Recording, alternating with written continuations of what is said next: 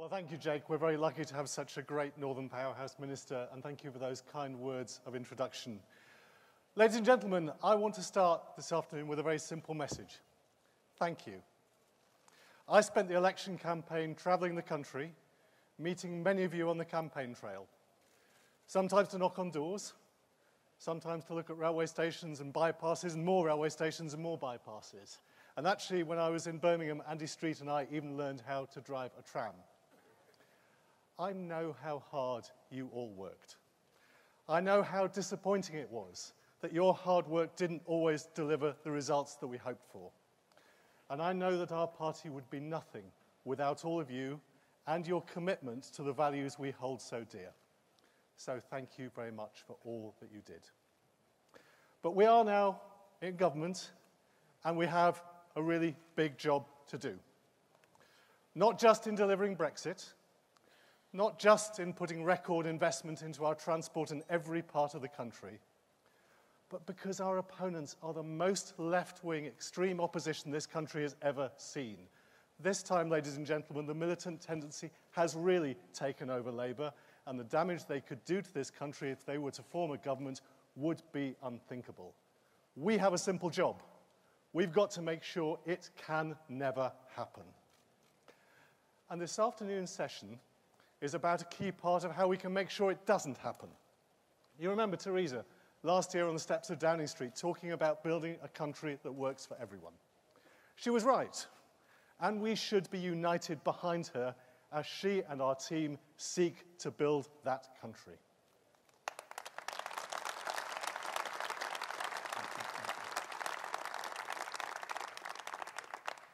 And talking of teams, I've got a pretty good one in transport.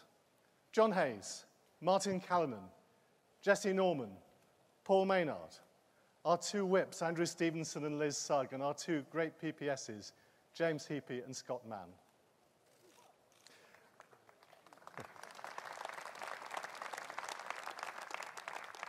But look, before I actually talk about the difference we're making, I just want to say a few words about Monarch Airlines. When a big change like this happens, it's really tough for all those involved, passengers and crew alike, and my heart goes out to all of them.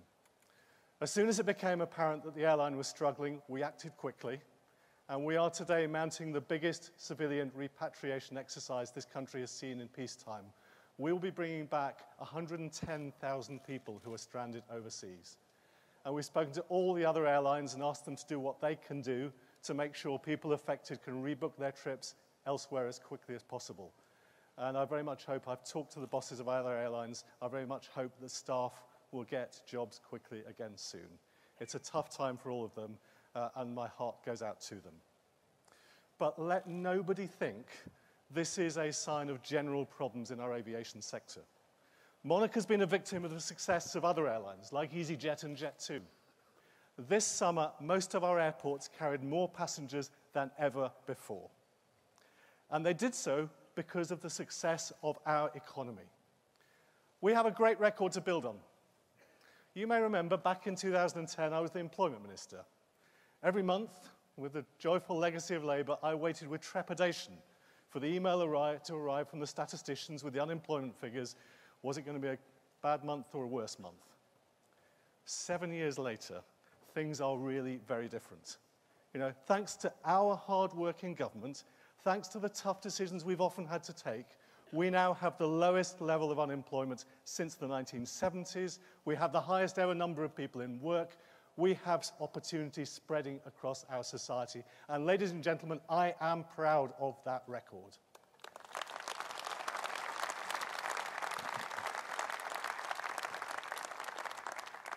Now, there's many parts of our vision for Britain continuing that progress. You know, the work Justine is doing to strengthen our schools and our vocational education.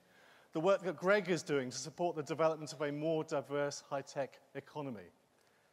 But, you know, I reckon I've got the exciting bit, the exciting job, the task of joining all those things together. The roads, the railways, the ports, the airports. We're even planning for spaceports so that in future we can launch satellites from right here on British soil. And building on the work my colleagues have done since 2010, reversing a decade of decline under Labour. Now, I bumped into a relic of that Labour failure in the corridor the other day. John Prescott. Remember him? And do you know what he had the nerve to ask me? He said, when are we getting our new trains in Hull? Now, okay, let's be fair to him.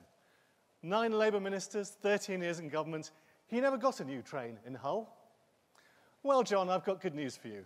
They are being built right now. And in fact, between now and 2020, we will be replacing or refurbishing as new every single train in the north of England. It is the biggest modernisation for programme for rail in the north since the steam age. More train.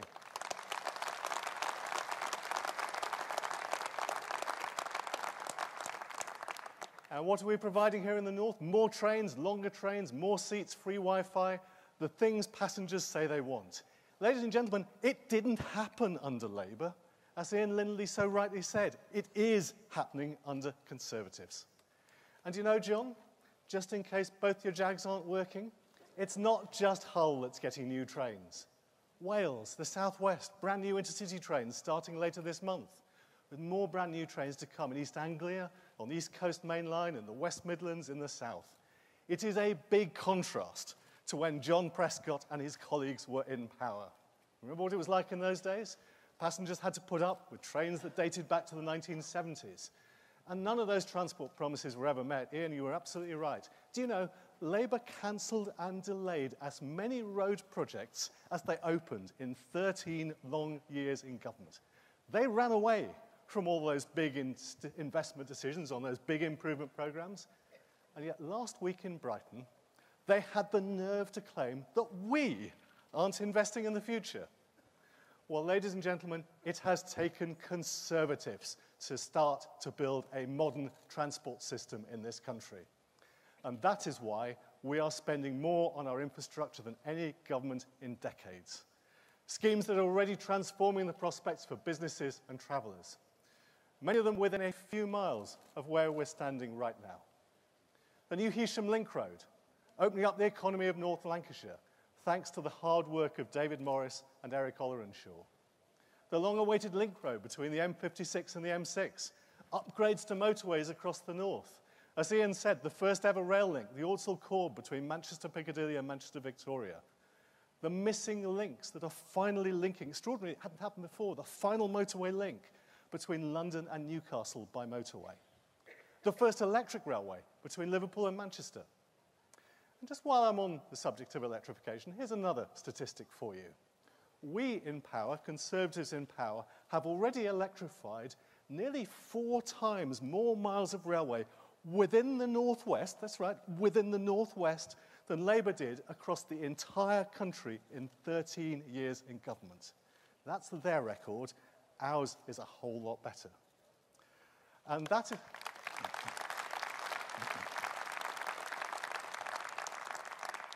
And that programme is going full steam ahead, using electrification where it makes a difference to passengers, using digital technology where it makes a difference to passengers, but actually always focused first and foremost on what does actually make a difference to passengers. And that's why when I was in Manchester and Leeds 2 weeks ago, I announced that I want the Transpennine Railway to be Britain's first major intercity mainline digital railway, using technology that will help create a more reliable railway, increase capacity, and create better journeys for passengers. And our investment programme in the north will continue. Today we're announcing our plans to deliver another £100 million for road schemes across the north of England, helping to ease traffic congestion in the northwest, in the northeast, in Yorkshire and the Humber. We'll be setting out the details of individual schemes in due course. But hang on a moment, before you're worried that we're talking a bit too much about the north, it's not about the north, it's about the whole country. In the south, we're finally moving ahead. We're dualling the A303 to the southwest, and those of you from the southwest know how long overdue that is. We're upgrading the A14 to provide better links from East Anglia to the Midlands. We're modernising commuter railways in Birmingham and Bristol, and we're providing funds for the Welsh to do the same in Cardiff. We've started work on a new Thames crossing between Essex and Kent. And with that focus on the travelling public and the passengers, today I want to set out for you another big part of our plans. Now, I said last year, our railways haven't made nearly enough progress in using new technology for rail tickets. I said to you then, we need to get rid of the paper ticket on our trains. And since then, we're working hard on plans to achieve that. So today, I'm setting out details of our £80 million programme to bring smart ticketing using mobile phones, barcodes and smart cards across almost the entire rail network by the end of next year. It is what passengers want, and we will deliver it.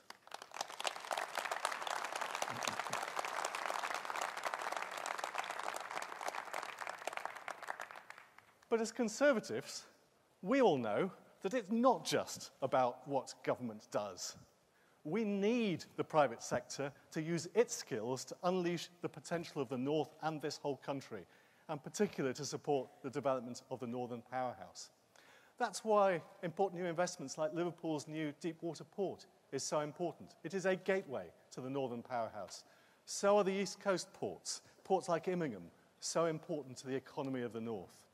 And in a post-Brexit world, we need those links around the world to deliver trade opportunities that will help us secure the prosperity of this country for the future.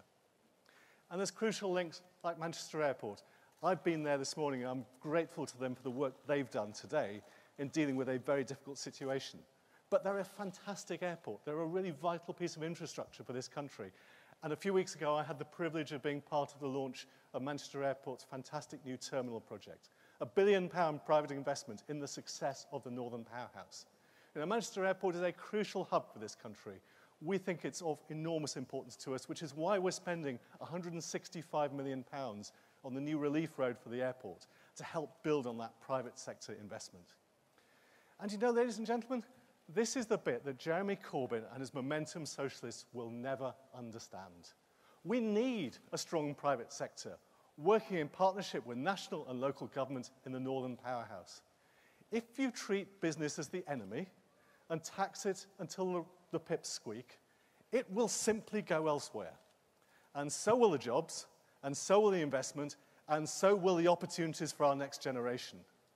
You know, just look at how hostile Labour now are to the private sector. You know, in the transport area, they're always attacking the train companies. Oh, well, after all, what has rail privatisation ever done for us? Well, not a lot, really, except for all those new and replacement trains here in the north and all the new trains in East Anglia across the south in the West Midlands, except for reversing the years of decline under British Rail and doubling the number of people using our railways, except for opening services and routes for passengers, new routes like the new line from London to Oxford or the Grand Central trains to Sunderland and Bradford.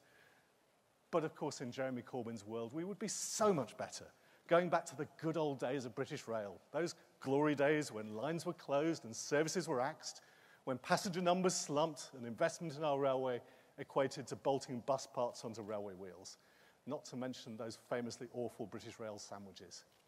And you know, how would they pay for renationalising the railways? Well, we know now.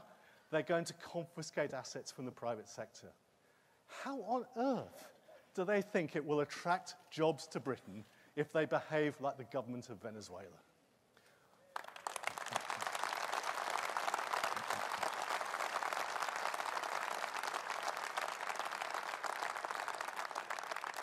Now, we know the reality.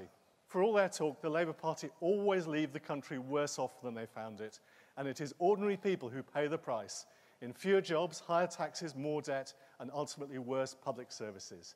They simply do not understand that it is businesses and workers that create the wealth to pay for public services. Their plans are unaffordable, they're driven by ideology, they would do enormous damage to this country.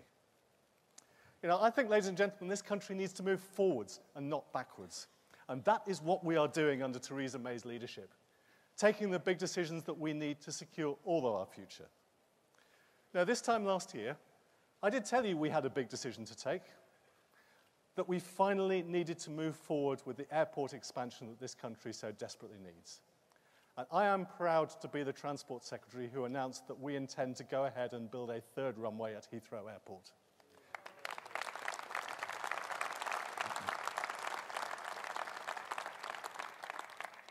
Where have we got to on it? Well, subject to the necessary consultation work and getting the backing of Parliament, our plan is to give it the formal go-ahead in the first half of next year.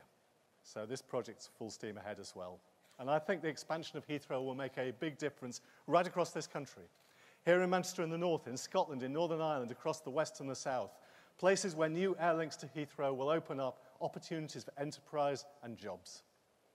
But of course, it's not our only big infrastructure project, nor will it be the last.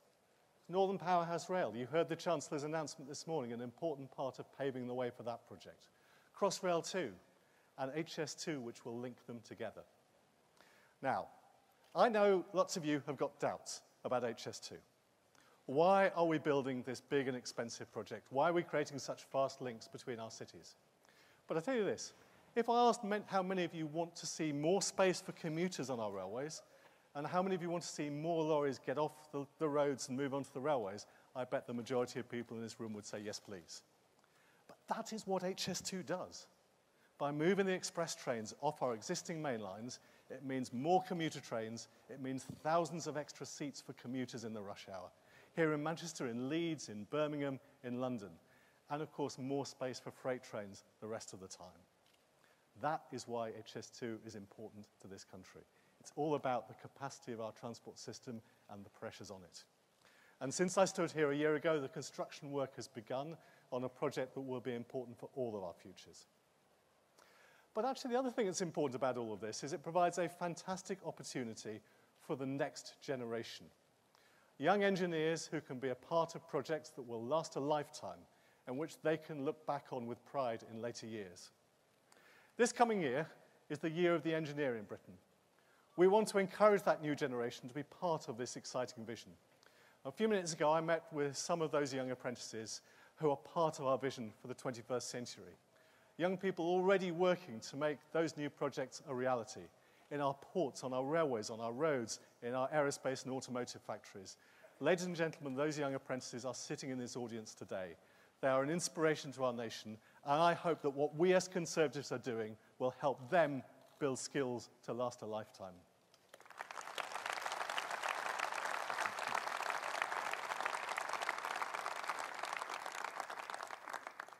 So let me be clear. This government will always put the interests of ordinary working people first. We want to make our country a fairer place to live and work, where people get out what they put in. And how far you go in life depends on your talent and hard work, not where you came from. And in particular, that means a better future for all those starting out in life, who fear it will be harder for them than it was for their parents' generation. Ladies and gentlemen, Jeremy Corbyn and his union paymasters want none of this. They want to turn the clock back. They want to resist modernisation. They don't care about passengers or consumers. They make promises they cannot hope to keep. We aren't like that. Ladies and gentlemen, our job is to ensure that those young people have jobs, to make sure all of them have opportunities to make the most of their lives. Ladies and gentlemen, that's what we're all about as a government. It's what the Northern Powerhouse is all about. And our transport strategy is designed to help make that a reality. In the coming years, this country faces a stark choice. A political throwback to the days of penal taxes, nationalised industries, socialist dogma, high unemployment and economic decline. Or an enterprise-driven nation building ties around the world and seeking to create opportunities for all. That is what conservatism is all about. It's what brings us to this conference every year. It's what gives us the passion we have in our politics. When we look at the other side, we see the alternative. And ladies and gentlemen, we have a very simple premise ahead of us. We face a battle, and it is a battle we have to win. Thank you.